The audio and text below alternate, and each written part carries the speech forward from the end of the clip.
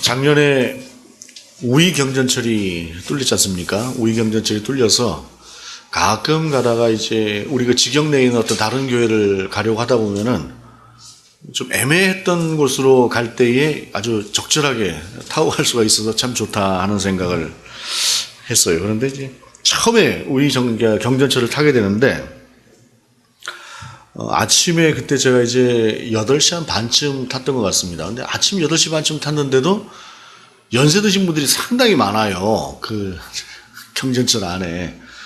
그래서 연세 드신 분들이 참 부지런도 하다 이렇게 생각을 하고 있었는데 이제 그때 그 느낌이 있어서 그런지 몰라도 그 뒤로 이제 이러한저런 뉴스들을 보니까 도대체 노인들이 그 아침부터 그 젊은 사람들 출근하는데 전철 타서 그냥 앉지도 못하게 하고 그렇게 힘들게 하느냐 뭐 이런 얘기들이 상당히 많이 돌더라고요. 그러면서 오전 시간대에는 뭐 돈을 받아야 된다라거나 그런 얘기들을 많이 해요.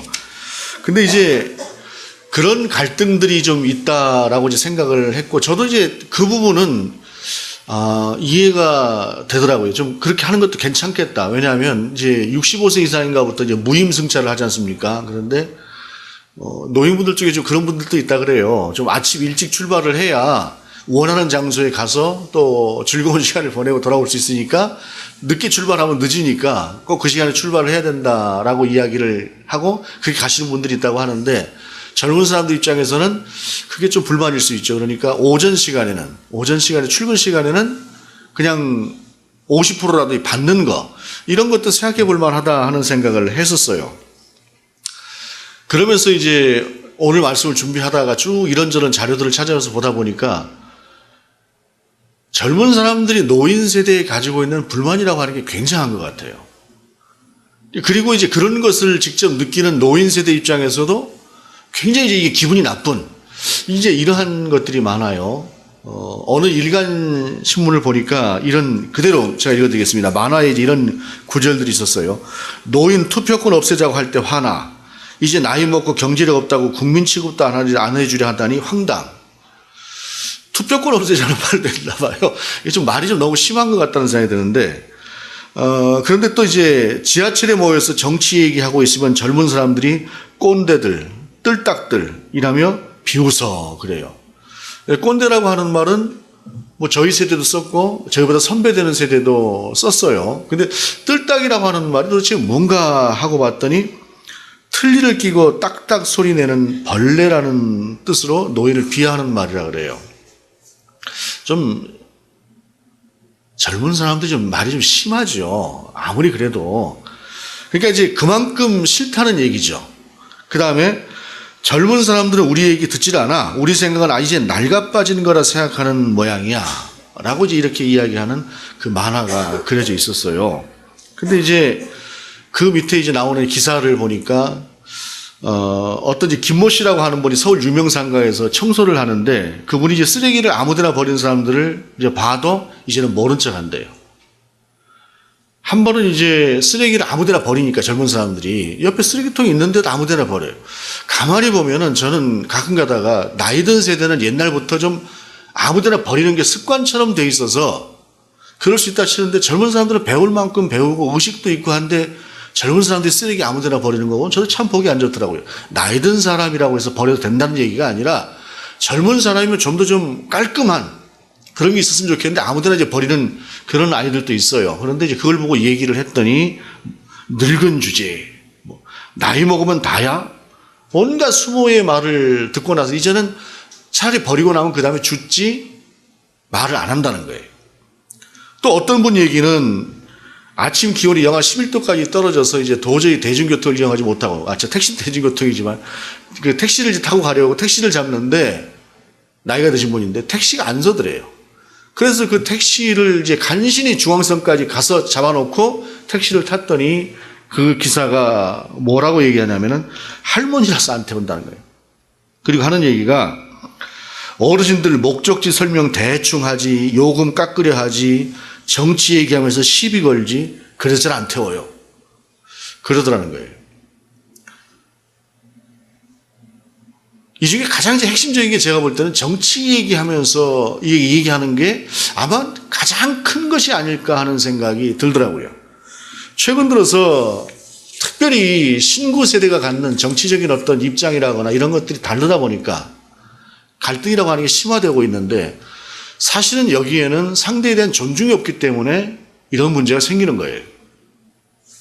상대가 이렇게 생각할 수 있다라고 하는 것을 이해를 하고 내 생각은 이렇다라고 하는 것을 이야기하면서 서로 간에 대화가 돼야 되는데 자기만 옳다라고 이야기를 하는 거죠. 이거는 누구나 마찬가지예요. 노인 세대건 젊은 세대건.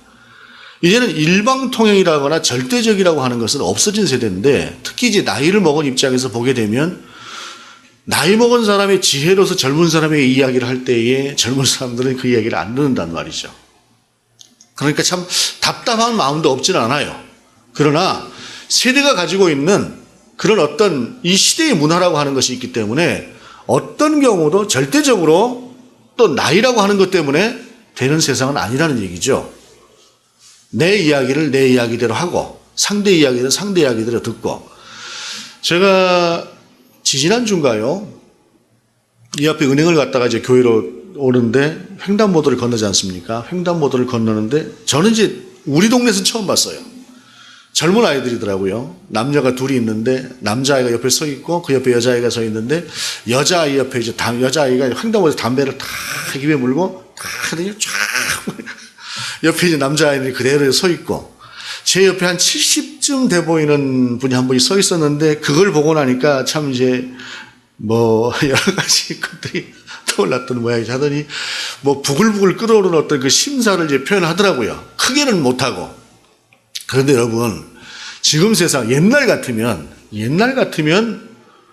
그 문화를 용납을 못하죠. 그런데 지금 문화는 공공장소에서 담배를 피는 것은 곤란하지 않느냐라고 하는 쪽으로 접근을 해서 이야기는 가능해도, 남녀라거나 뭐 연수하다거나 하는 쪽으로의 접근은 이제는 안 되는 세상이에요. 그런데 나이 먹은 입장에서는 그게 용납은 잘 안 되고 정서적으로 이해도 안 되고, 이런 문제가 있는 것이죠.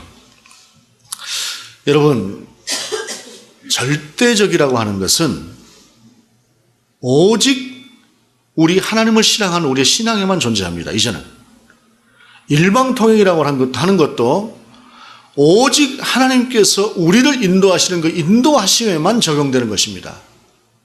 이 세상은 어떤 것도 절대적이지 않고 어떤 것도 일방통행이지 않습니다. 비록 정서적으로 내가 수용이 안 된다고 할지라도 그것은 우리의 현실입니다.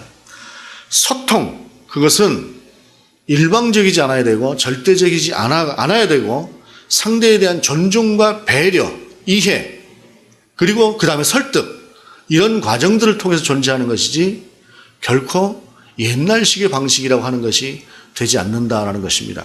어떤 면에서 보면 저희 세대 같은 경우 좀 억울해요.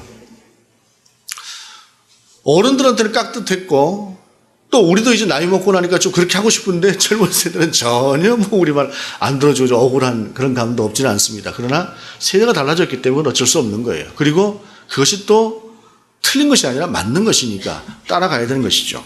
중요한 것은 소통이라고 하는 것입니다. 소통이라고 하는 것이 이루어져야 되는 것이에요. 오늘 말씀의 제목도 별에서 지시하심으로 라고 하는 것은 그 소통의 각도에서 오늘의 말씀을 보면서 함께 그 안에서 하나님께 주시는 그런 말씀을 우리가 듣기 위한 것입니다. 오늘 본문의 그 박사라고 하는 것은 이제 마고스라고 하는 헬라어의 단어인데, 이게 이제 여러 가지로 번역이 돼요. 점성가로도 번역이 되는 그런 내용이고, 오늘 또 본문을 보게 되면 이 사람들이 별을 보고 왔기 때문에 고대의 그 별을 보고 연구를 하는 그러한 사람들이 이 사람들이었다라고 하는 것은 짐작해 볼 수가 있습니다.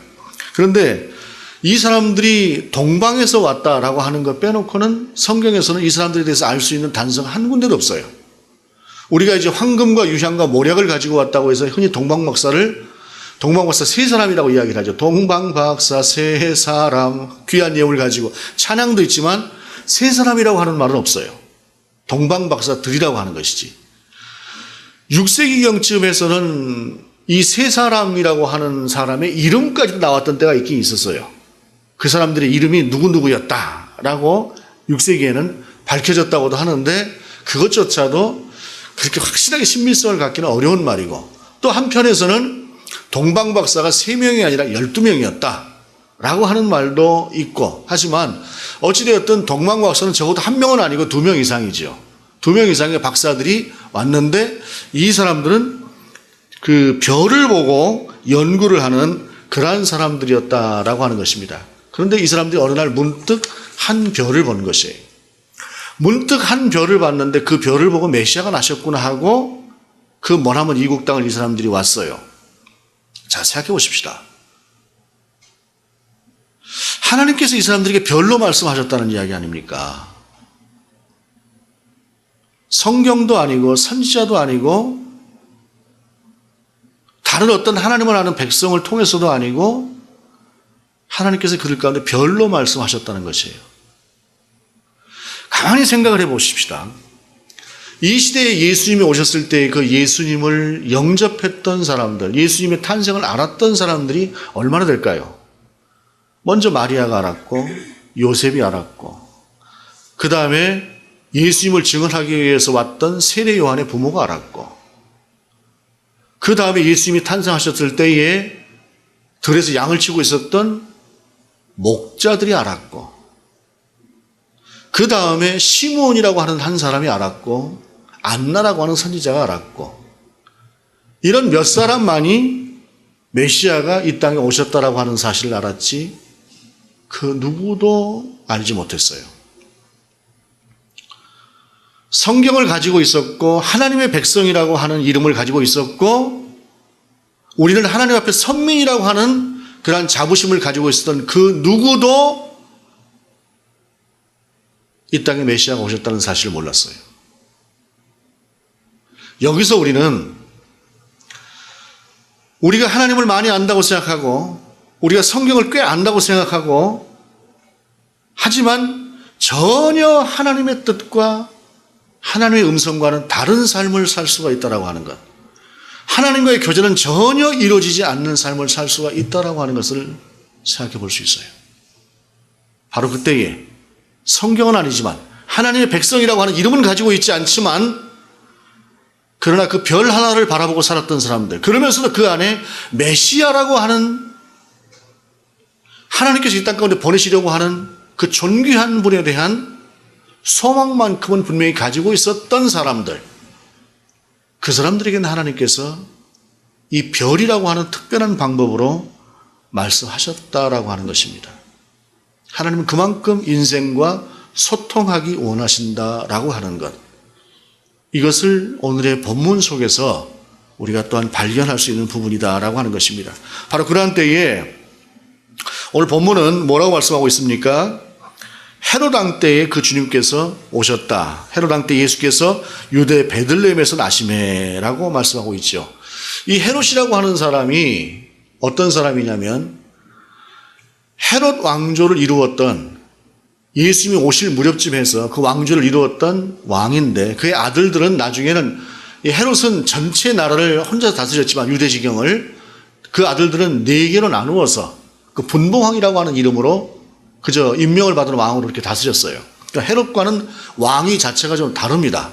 이 사람은 절대적인 권력을 가진 왕이었다고 한다면 나머지는 분봉왕이라고 하는 이름으로 불려지는 그런 왕인데, 이 헤롯이라고 하는 사람이 그 정통 유대인이 아니었어요. 이두메 족속 그리고 유대인 이 사이에서 태어난 그런 사람이었는데, 이 정통성을 가지고 있지 못해서 그런가 이 사람은 늘상 자기 권자에 대한 두려움을 가지고 있었던 사람입니다. 그리고 정신적으로 굉장히 문제를 안고 있었던 사람인 것 같아요. 아내를 죽였고 장모를 죽였고 아들 셋을 죽였습니다. 왜냐하면 그들이 반역할까 봐 이랬던 사람이에요. 이런 바로 오직 자기 자신밖에 모르는 그 시대에 전혀 자기 자신을 생각하지 않고 이 땅에 존재하는 수많은 생명들을 위한 오직 그 하나의 목적만을 가지고 이 땅에 예수님께서 오신 것이죠. 이 땅에 존재하는 왕은 자기의 권력을 위해서 어떤 짓도 행하는 왕이라고 한다면 이 땅에 오신 만왕의 왕, 유대인의 왕의 이름으로 오신 그 만왕의 왕이신 예수 그리스도는 자기 자신을 생각하지 않고 오직 이 땅에 있는 우리들만을 위해서 이 땅에 오셨다라고 하는 사실입니다. 바로 그 헤롯 왕 때에 동방으로부터 박사들이 오는데, 동방으로부터 박사들이 예루살렘에 이르러 유대인의 왕으로 나신 이가 어디 계시냐, 우리가 동방에서 그의 별을 보고 그에게 경배하러 왔노라 하니, 어느 순간인가 별 하나가 뜬 거예요. 별 하나가 뜨니까 메시아가 오셨구나 하고, 우리가 들은 바 그 메시아는 유대 땅에 왕으로 오신다더라, 유대인의 왕으로 오신다더라 하니까, 유대인의 왕이 어디서 나시겠느냐? 당연히 예루살렘에 나시겠지. 왜냐하면 예루살렘에 왕궁이 있으니까. 그리고 그 왕은 그냥 보통의 왕이 아니라더라. 이 세상과 모든 것들을 정말로 가장 합당하게 세우실 하나님께서 특별하게 계획하신 그러한 왕이라더라 하고 거기까지 온 거예요. 이 사람들이 페르시아에서 왔다라고 하는 것이 아마 가장 맞지 않나 생각을 합니다. 근데 어찌됐든 그 먼 곳을 이 사람들이 왔던 것이에요. 그렇게 왔을 때에 헤롯이 이 상황을 보고 이제 깜짝 놀라죠. 깜짝 놀라서 모든 대제사장과 백성의 서기관들을 불러다가 어떻게 된 거냐 하고 물으니까 그 사람들이 대답을 하기를, 6절에 4절부터 보게 되면, 왕의 모든 대제사장과 백성의 서기관들을 모아 그리스도가 어디서 나겠느냐 물으니 이르되 유대 베들레헴이오니 이는 선지자로 이렇게 기록된 바 또 유대 땅 베들레헴아 너는 유대 거울 중에서 가장 작지 아니하도다. 내게서 한 다스리는 자가 나와서 내 백성 이스라엘의 목자가 되리라 하였음이니이다 라고 하면서 미가서 5장 2절의 말씀을 인용을 해요. 그러나 이게 미가서 5장 2절의 내용 그대로는 아닙니다. 어찌됐든 이 사람들이 즉각 바로 그 자리에서 메시아에 대한 확실한 정보를 헤롯에게 줍니다. 헤롯에게 주는데 중요한 것은 베들레헴까지 거리가 10km 정도밖에 안 돼요. 예루살렘에서. 본문 속에서 나오는 어떤 대제사장도 서기관도 그곳에 예수님께서, 아니 메시아께서 오셨는가 확인하러 가본 사람은 없었습니다. 그들은 알고 있었지만, 많은 것을 알고 있었지만 전혀 하나님께 대한 믿음은 갖고 있지 않았기에 하나님의 뜻을 헤아리고 하나님이 무엇을 주셨고 무엇을 원하시는가 하는 것에 대해서는 무지했던 그러한 사람들이라고 하는 사실입니다. 여러분, 많이 안다라고 하는 것은 하나님을 좀 더 풍성하게 알 수 있는 중요한 도구가 됩니다. 그러나 그것은 하나님께로 나아가려고 할 때 그것이 풍성한 도구가 되는 것이지, 하나님께로 나아가려고 하는 마음이 없는 사람에게는 그것은 오히려 담이 될 수 있어요. 그들은 많이 알았지만 그들 안에는 하나님을 사랑하는, 신뢰하는 믿음이 없었습니다. 그렇기 때문에 메시아? 글쎄, 아마 그러고 말았을 것이에요. 그런데 오히려 헤롯이 훨씬 더 적극적이죠. 7절에 보게 되면 이에 헤롯이 가만히 박사들을 불러 별이 나타난 때를 자세히 묻고 베들레헴으로 보내며 이르되 가서 아기에 대하여 자세히 알아보고 찾거든 내게 고하여 나도 가서 그에게 경배하게 하라. 물론 이제 헤롯의 속셈이야 자기 왕좌를 지키는 것이지만, 그러나 자기 왕좌에 위협이 될 만한 어떤 존재가 있다고 하니까 헤롯은 즉각적으로 반응을 해요. 그런데 대제사장이라거나 서기관들이라거나 이 사람들은 전혀 반응이 없다라는 것이죠. 그러고 나서 9절, 10절을 보게 되면 베들레헴을 향해서 목자들이 떠나려고 할 때 이런 상황을 성경 우리 가운데 소개하고 있습니다. 박사들이 왕의 말을 듣고 갈새 동방에서 보던 그 별이 문득 앞서 인도하여 가다가 아기 있는 곳 위에 머물러 서 있는지라 그들이 별을 보고 매우 크게 기뻐하더라. 동방에서는 별만 보고 온 거예요. 별이 떴으니까 이 별을 보고 나서 예루살렘까지 온 것이죠. 그런데 동방에서 봤던 그 별이 이제는 움직이는 거예요. 동방에서 봤을 때는 딱 떠있기만 했는데 이제는 그 별이 움직이면서 이 박사들을 인도하는 것이었습니다. 베들레헴으로. 그리고 그 베들레헴에 그들이 가서 보니까 그 별이 딱 어느 위에 섰는데 어느 집인가를 확실히 알 수 있을 정도로 이 별이 정확하게 그들을 인도를 한 것이죠. 그렇게 인도를 했을 때 그곳에 아기 예수님과 그 아기 예수님을 안고 있던 마리아를 발견할 수 있었던 것입니다. 여러분, 우리 예수님이 베들레헴에서 마구간에서 태어나셨지 않습니까? 마구간에서 태어나신 이후에 아마 이때는 이제 어떤 다른 거처로 옮기신 것 같은데, 다른 거처로 옮기셨다고 하는데 그 거처라고 하는 것이 어떤 것이었겠습니까?